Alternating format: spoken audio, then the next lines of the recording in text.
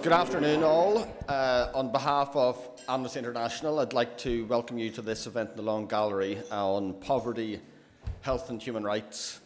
It's an interesting and important moment we meet, and not just because it's a first day of term for the MLAs, but we're just a little over a week away now from the UN Review Summit on progress towards the achievement of the Millennium Development Goals.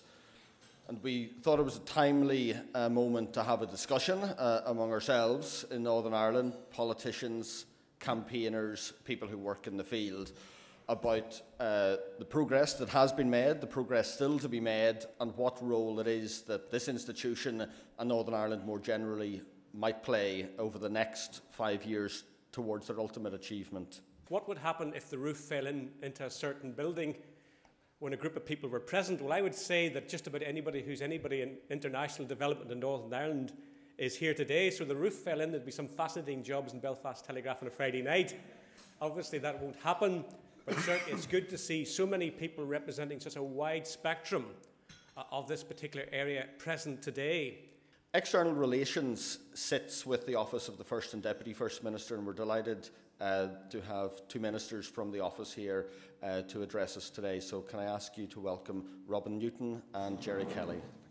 I suppose I want to say that everyone has a right to a decent standard of living, and government here is committed to ensuring that everything possible is done to assist those individuals, groups and areas that are experiencing poverty and social exclusion. As an executive, we know we must seek to empower people and support them out of poverty and into employment and inclusion in wider society. And this aspiration should apply as much in developing countries as it does here.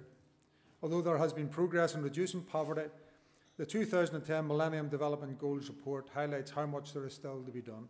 Why should Ireland be concerned about what is happening in developing countries?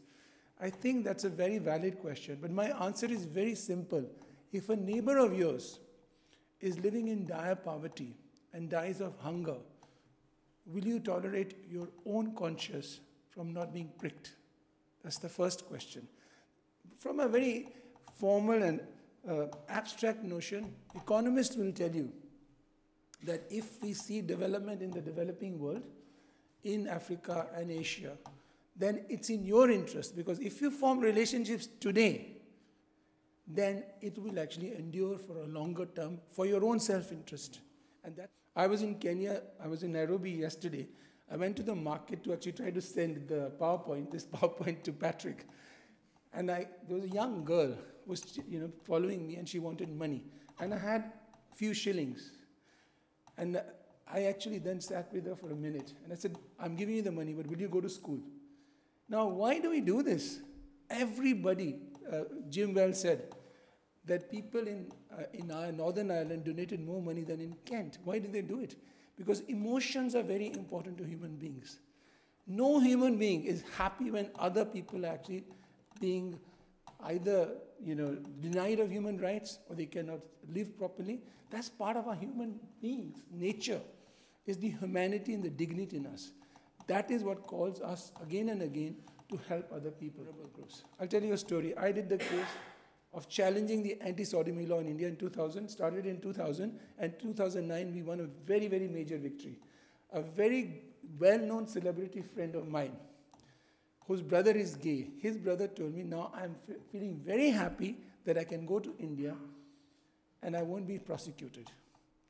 Now, even that sort of situation, when you actually realize the rights of vulnerable groups, because it impacts on health also, means that when you visit a country, you don't feel unsafe anymore. So, but I think in the Millennium Development Goals, we have to be not satisfied that we are not likely to achieve the targets, but we should be happy with what we have done, and it should give us secure and courage, and more determination has to be made to fulfill those targets in the future. Now, what is the state of affairs? A lot of people think that HIV, we are losing the battle. Actually, we are winning the battle. I know personally from India, in terms of all programs, it is one of the best programs in terms of the money being dedicated to HIV, going to the places where it's required, no pilferage. This is an amazing state of affairs. Targets are important. Even if we don't achieve them, there's a benchmark. It actually means that there are progress indicators, no retrogression, and there's a motivation on the government to show to the international community that we are doing this. It has a major impact. I personally didn't realize the value of the goals, but I've seen that over a period of time. Therefore, although we may not achieve the targets ultimately, targets mean that we have the reason to do it. And if we don't achieve it, we actually reassess our situation and say we have to do it further. So that motivation continues and we learn lessons which are positive and negative. But most importantly, for a number of areas, particularly maternal and child health, I think it's structural issues. That's where it makes a big difference. I still remember in Delhi, I was there for 1 year, and one of the teachers was Brother Dunn from Ireland. What he taught me there actually has remained with me for a long period of time. It is about giving. And you know, what is important is that you don't have to put money in it. If you have people who could do, train people, actually help people to do certain things, that's more important. You remember the old Chinese proverb, you don't give food, but you train the people to actually get food. That's what's important. Thank you very much.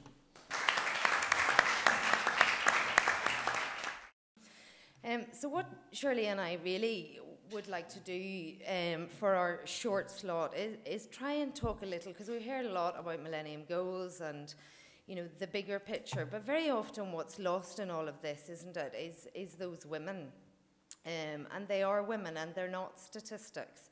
And I think if we could just maybe get some of that across as midwives, that would really be our goal. I stated earlier that 80% of the population in Malawi are farmers. What I didn't say is that the majority of farming is done by women. Women drive the economic climate in developing countries, and I know that's a definite case in Malawi. Women contribute much to the economic growth of their country, yet their voice is rarely heard. Gender issues are often discussed, with many programmes being implemented, yet for me it was hard to see the positive outcomes of many of those programmes. Even when a woman gets a decent education, decisions about her life would rarely be in her hands. Irene Khan of Amnesty reminds us that money alone will not solve the problems of maternal death. Women's health issues need to be given a high priority, and that high priority needs to come from their families, it needs to come from community leaders, and it desperately needs to come from governments throughout the world. Thank you.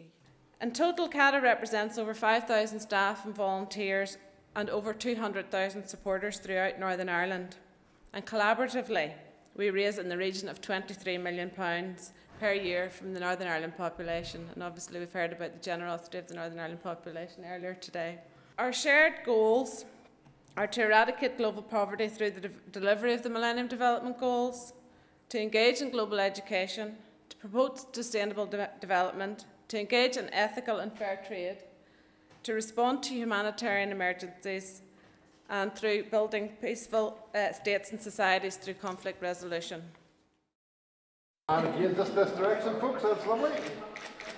And don't run away just yet. Here we go again now, that's good. Well done.